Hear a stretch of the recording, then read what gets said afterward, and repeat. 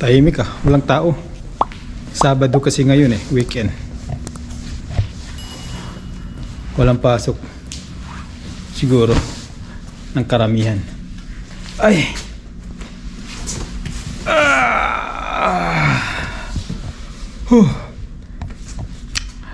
Kabayan, babala bawal ho magsuot ng smart glass o any smart glasses. Anong brand pa man yan, basta smart glass, kahit meron pang prescription na kagaya nito, ay bawal gamitin during IELTS test, kabayan. So yun na nga natapos din ng aking kabayan exam sa IELTS. Ganda ng view dito. At hindi ho pinayagan na gamitin. Hindi ako pinayagan na gamitin itong aking Meta Smart Glass kasi nga unang-una merong camera. Any recording device, mobile device ay hindi po allowed sa loob ng test room. Bawal na bawal. Okay.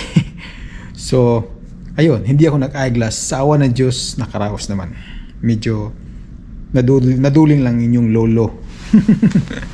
Lalo na pagdating doon sa sa reading test So ito na nga share ko sa inyo anong kaibahan ng computer-based against or versus written-based exam sa IELTS. IELTS lang to sa GT o General Training. Pang-apat ko na exam to. Sinabi ko na yan sa inyo dalawa sa Dubai, dalawa dito. Yung pangatlo exam last 2003 ago, last 2003 at last 2023 ay hindi nagamit, na expired nga last month lang, March. So kailangan kong kumuha uli kasi nga dapat valid yung IELTS test, valid siya kasi nga balak namin mag-submit ng expression of interest sa ONIP. So dapat lahat ng dokumento valid. So ito na, kumuha ako ng panibago na exam, computer-based ito. So ano ba ng computer-based sa written-based? Unahin natin kasi yung first part na exam is listening, reading, and writing. Kasi yung second set ng exam is speaking, pareho lang, walang pinagkaiba. So dito tayo sa listening. Sa listening, based dito sa computer based, ay 30 minutes lang kabayan. And then merong 2 minutes at the end of the test na i-check mo yung answer mo, unlike doon sa paper based na 1 hour. Tapos meron kang 10 minutes o ilang couple of minutes i-check at the end of the exam. So ang listening sa computer based is 30 minutes. Para sa akin, mas convenient, mas madali kabayan kahit first time ko mag-computer based Bakit ko nasabi? Kasi nga sa computer based ay maaring i-copy-paste yung answer. Kagaya dun sa 1 word or 2 words, fill in the blanks. So, ang mga sagot, kukopyahin mo lang dun sa passage, sa may bandang kaliwa. Kasi sa screen, hati yun Dito passage, question. Okay, tapos dito yung mga tanong. Pwede mo kopyahin. Ctrl-C, tapos Ctrl-B. Diba? Napakadali. Kagandahan ng benefits niyan ay hindi ka magkakamali sa spelling. Unlike dun sa written exam, magkakamali ka na spelling.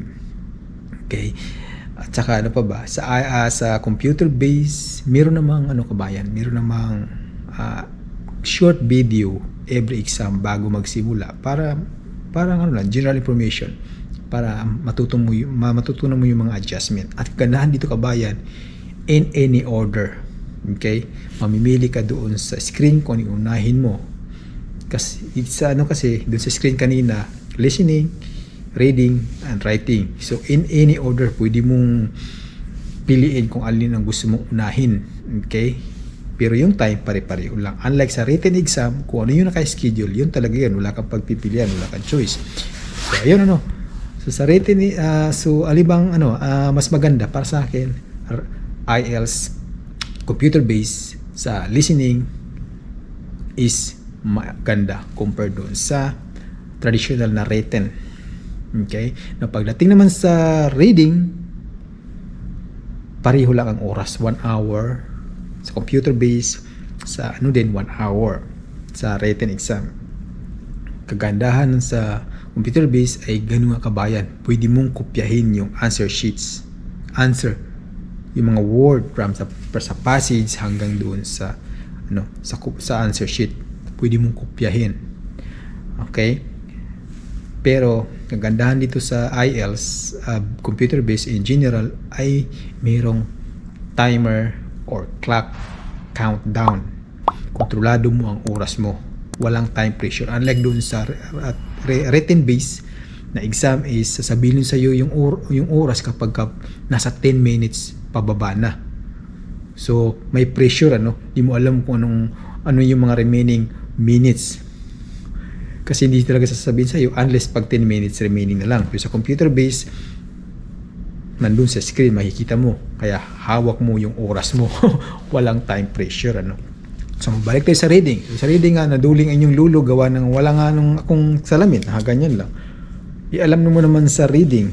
Sa last part, sa part 4 ay may passage dyan na almost 3,000 words, more or less, nasa 8 paragraph.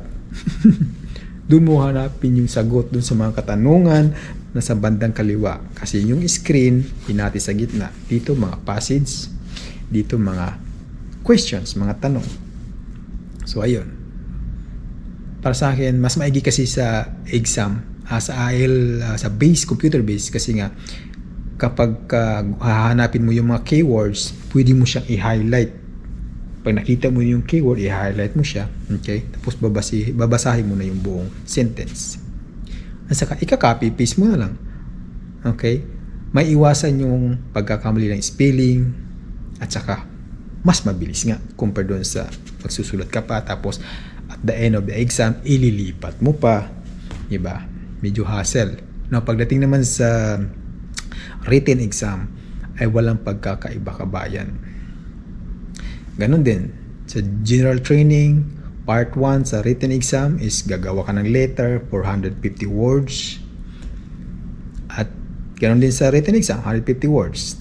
Dito naman sa part 2, 250 words. Sa written exam, ganoon din, 250 words. Pero ang kaibahan kabayan, lahat na itatype mo, mag-a-appear doon kung ilang words na. Yun ang kagandahan compared doon sa written exam na estimate lang. Okay? Kung ano na yung naisulat mo. Estimate kung ilang words na yun. Kung hindi mo kabisado, kung hindi mo na memorya, o wala kang ginawang estimate, wala kang practice, hindi mo talaga yun. Ang hirap bilangin kapag sa written, So, dapat pag sa written exam, dapat na-practice mo na kung gano'ng kahaba o gano'ng kaiksi. May estimated ka na kung ilang words yung lahat. Pero sa computer based, makikita mo kung ilan yung letter na dapat na naisulat mo na. Kasi once naisulat mo na, ay automatic magsisave yung computer. Ganon din sa ibang mga exam. Okay? Sa ibang exam, kagaya ng mga multiple choice, kiklik mo lang yung circle, click mo lang, automatic yun na yung sagot. Kung gusto mong ilipat, i-click mo yung iba, automatic siya lilipat. Ngayon, may mga section na yung matching. Okay? Ida-drag mo yung sagot doon sa box. So, madali lang. Ida-drag mo lang, right-click mo lang, gamit ng mouse, ida-drag mo doon sa blank. Ngayon, kung gusto mong palitan yun, mag-drag ka ng ibang sagot, patungan mo lang. Yung unang sinagot mo, mawawala na yun automatic. So, yung gandahan sa computer-based. Mabalik tayo sa written exam. Sa written exam, ngayon nga, mas madali kasi maiwasan yung mga wrong spelling. Ibig sabihin, maiwasan yung mga erasures, malinis, madaling i-edit kabayan. Unlike doon sa written, na pagka nagkamali ka, cross out mo. Okay? So, madumi. At may tendency pa na kapag kapangit yung pagkakasulat mo, hindi mabasa ng examiner. Unlike sa written, sa computer-based is mabasa, malinaw, klaro. Okay? Madali i-edit. At saka hindi pressured kasi nakikita mo yung time. Kaya sa akin, sinagad talaga yung 1 hour. Kasi 1 hour ang written saka reading exam, 1 hour. Doon sa written, doon ako dapat doon sa part 1, at least makuha mo 20 minutes. Yung part 1, gagawa ka ng letter for 150 words, dapat magawa mo yun within 20 minutes. Ngayon, yung 40 minutes, doon yun sa part 2. Okay? Sinagad ko talaga yun. Ginamit ko yung buong oras. Okay?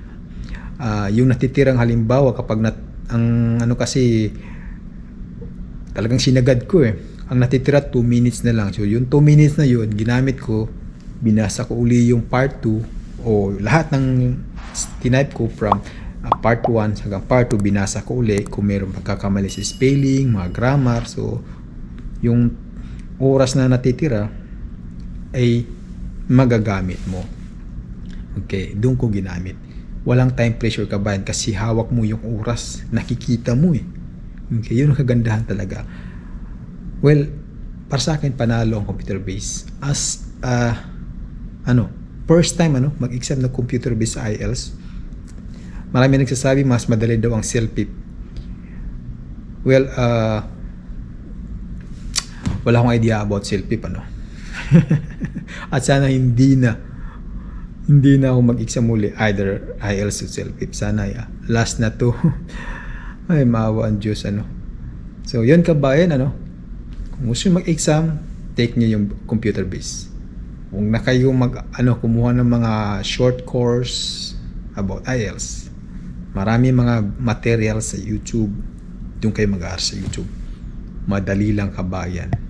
Tinitiyak ko, ginagaranti ako sa inyo, madali lang computer based, madali lang sagutan, no pressure, panalo. Unlike sa written exam. At isa pa, mas mabilis ang resulta sa sa computer based. 3 to 4, 5 meron ng resulta sa computer based, unlike sa written exam is halos